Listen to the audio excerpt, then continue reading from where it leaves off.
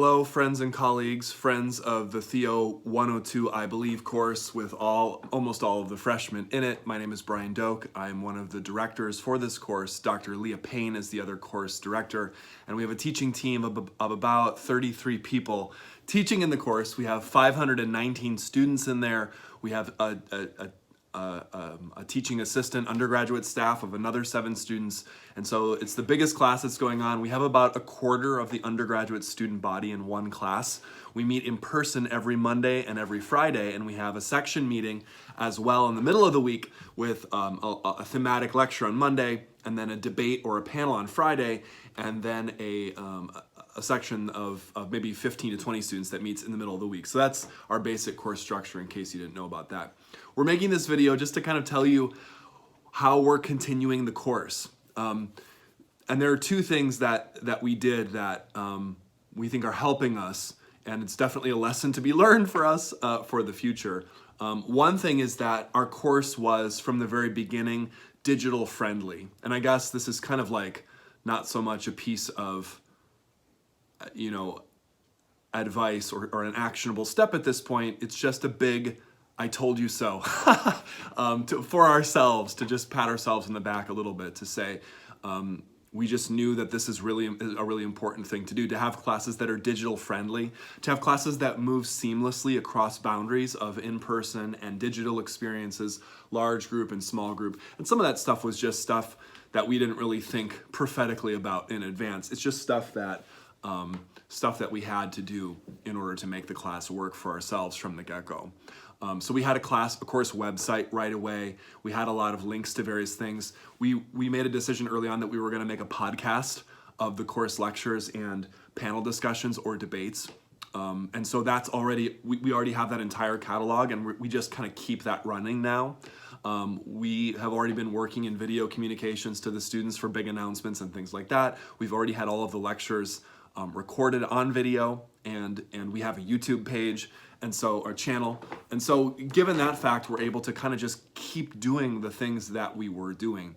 The other thing that we did, and I think this is, again, not exactly something to pat ourselves on the back about, but just a function of what we had to do, or maybe a function of our personalities. I think my personality and Dr. Payne's personality trend toward the apocalyptic panic kind of view of the future. And so we, like 3 weeks ago, we already started announcing to the class that we may have to go online, and we started prepping them before every Monday, Wednesday, just a little bit, just with a little tidbit on how we would do that.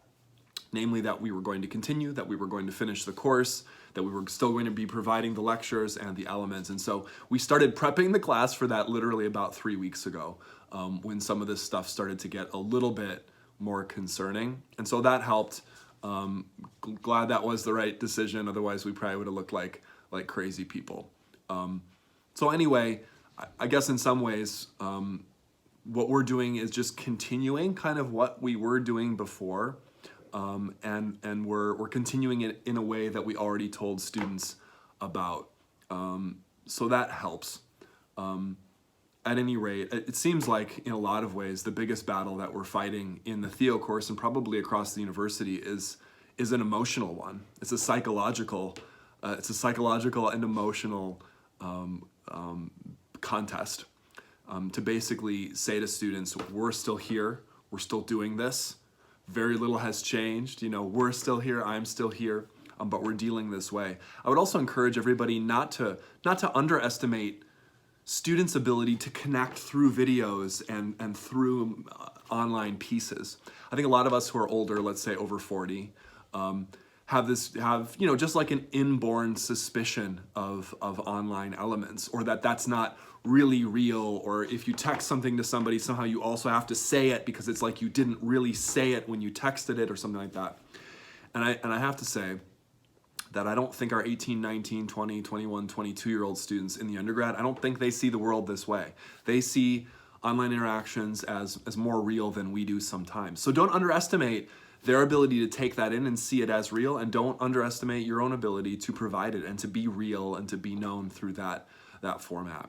I'm going to pitch it over to Dr. Payne here to talk about the specific ways that we're continuing the course online as we go forward through this. So, Leah, here you go. Hi, colleagues. It's me, Leah Payne. I know that we're all scrambling to get things adjusted to this new normal in these historic times, and I just wanted to take a minute to share with you all, or a few minutes, to share with you all some of the things that we're doing with THEO 102 and some of the things that we hope will work and some of the tweaks that we will make along the way. I think the overall principle that we have tried to abide by, actually I'd say that there are two. One is consistency with the previous versions of the class. So we're trying to find creative ways to create a sense of consistency for the students with the past. So one of the things we've done so far is we are, in as much as we can, we're going to continue filming in the location where we've done most of the class so far. For us, that's Bauman Auditorium, but it might be someplace different for you all. So we want to give students visual cues that this course is consistent still with what they've done in the past.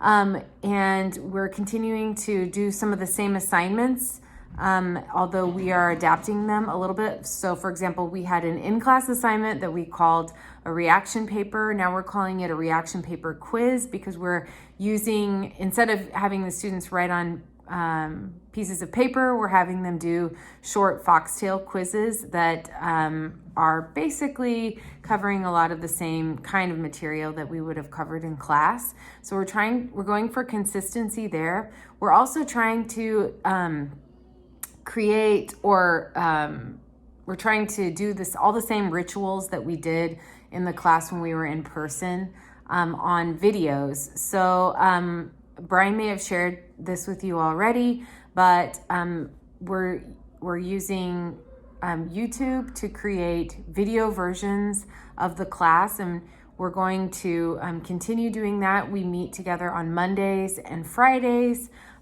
for lectures and then panel discussions and debates. And so we're continuing to do that via video. And then we've moved the rest of the assignments online, and the students are continuing to do the readings that they've done before. So we're hoping that structurally there's some consistency there with the past. The other approach, that the other guiding principle, I guess, that we've taken is that we want to be adaptable and embrace innovative ideas for going forward. So for example, we've moved those the in-person experience to YouTube. We're experimenting with how to create the reaction paper quizzes in a way that we think is faithful to the class, and we'll probably make little tweaks along the way. We've made little instruction videos that have accompanied every change that we've made in the course. We've sent out emails, but I think we all know that students don't necessarily do email consistently, or they don't check email consistently. So we've also created little videos for them, and we have tried to strike a really comforting tone and a kind of we're all in this together spirit, and we hope that that comes through. And then another innovation that we're thinking of trying is instead of doing lengthy 50-minute videos, we think we're going to be experimenting with doing shorter, like 10-minute chunks, with the idea that a lot of students don't have, or they're not used to watching 50 minutes at a time. So that's one thing that we're going to be experimenting with. And then we're just going to be doing a little bit of trial and error. And we hope, our goal is that the consistency measures that we will have taken will ensure that the students are able to keep track through the innovations. We're happy to report that we did our first version of that this last Friday, because there are more students in the class than could be together in one space, according to the state of Oregon. And so we were already in the spot where we actually had to try it. So we did on Friday, and I'm happy to say that the students were such troopers. So instead of doing reaction papers, they went ahead and took those quizzes, and the majority of students have just gotten on board just fine. I should say that one of the principles that we've had in our minds going forward is how can we accommodate students that are in a variety of locations, and students who are in who may or may not need a variety of accommodations. So that's just something that we've tried to keep in mind. I'm sure you all are thinking about those things too.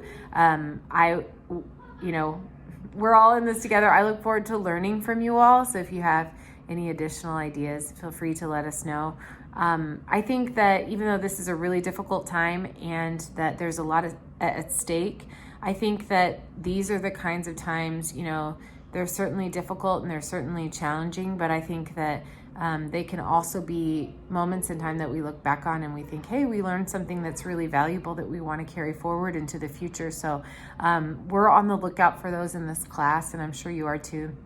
So I'll look forward to a time when we can all actually talk about these things together, and we are not in this virtual space where we're trying to be responsible with our health. So we are thinking of you all, and I am certainly praying for our entire community. And yeah, God bless you. Godspeed.